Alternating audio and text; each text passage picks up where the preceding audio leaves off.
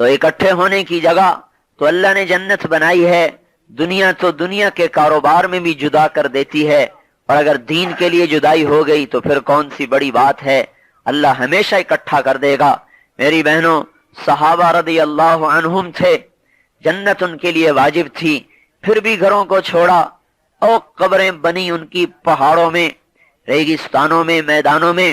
ابھی آپ کے بنگلہ دیش آنے سے چند دن پہلے ہماری جماعت گئی تھی اردن سے ہم یہاں بنگلہ دیش آ رہے ہیں، تو ہمیں وہ صحابہ کی قبروں پر لے گئے۔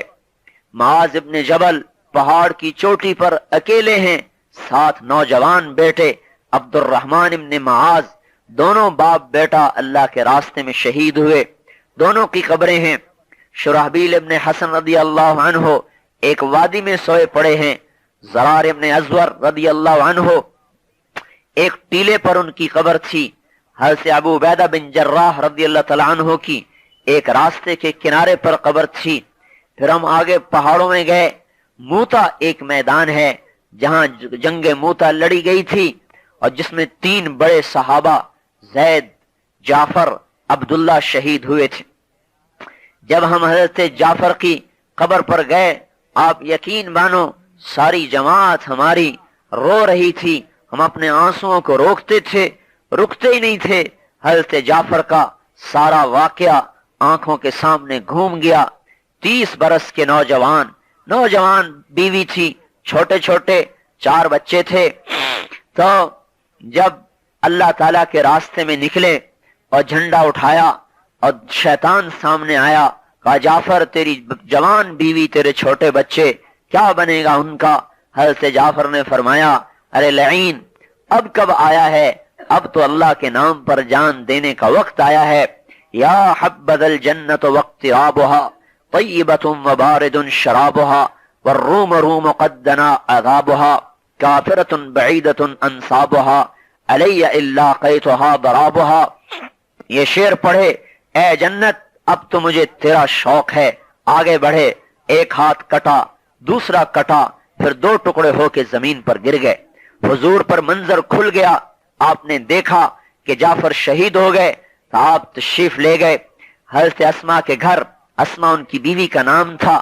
وہ فرماتی ہیں، میں بچوں کو نہلا کر کپڑے پہنا چکی تھی، خود آٹا گوندھ رہی تھی کہ حضور گھر میں تشریف لائے، چہرے کا رنگ اڑا ہوا، تو میرا دل دھڑکنے لگا، میں گھبرا کے کھڑی ہوئی، یا رسول اللہ کیا ہوا؟ تو آپ نے فرمایا، اسما میں تیرے لیے کوئی اچھی خبر نہیں لایا، اور آپ کے آنسو نکل پڑے۔ حضرت اسما بے ہوش ہو کے زمین پر گر گئی، چھوٹے چھوٹے بچوں کو چھوڑ کر، جوان بیویوں کو چھوڑ کر، اور پہاڑوں پر سوئے ہوئے ہیں۔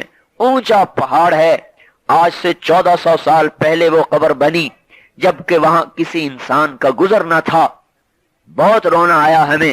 پھر حضرت زید کی قبر پر گئے تو ان کی قبر پہ ایک حدیث لکھی تھی جس کو پڑھ کے سارے ساتھی رونے لگے۔ میں نے انہیں ترجمہ کر کے بتایا، حضرت زید کی قبر پر یہ حدیث لکھی تھی، جب حضرت زید شہید ہوئے اور آپ نے خبر سنائی کہ زید شہید ہو گئے تو ان کی چھوٹی بچی چیختی ہوئی روتی ہوئی آئی اور حضور کی گود میں گر گئی۔ آپ نے گود میں لیا اور آپ بھی رونے لگے، بچی بھی رو رہی، حضور بھی رو رہے۔ حضرت سعد بن عبادہ نے فرمایا، عرض کی، یا رسول اللہ ما ھذا البکا، یہ کس لیے رو رہے ہیں آپ رسول ہیں؟ تو آپ نے فرمایا، سعد ھذا شوق الحبیب الی الحبیب، اے سعد یہ حبیب کا شوق ہے، حبیب کے لیے زید کو بیٹا بنایا ہوا تھا۔ ساری جماعت وہاں ایسا رو رہے تھے کہ اوپر پہاڑ پہ قبر ہے، دور دور تک آبادیاں نہیں تھیں، سنسان ویرانے میں قبریں بنی، سناٹے میں قبریں بنی۔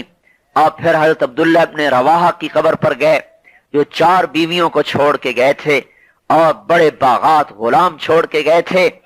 ان کی قبر پر عجیب نور تھا، آدمی اپنے آنسو روک نہیں سکتا تھا۔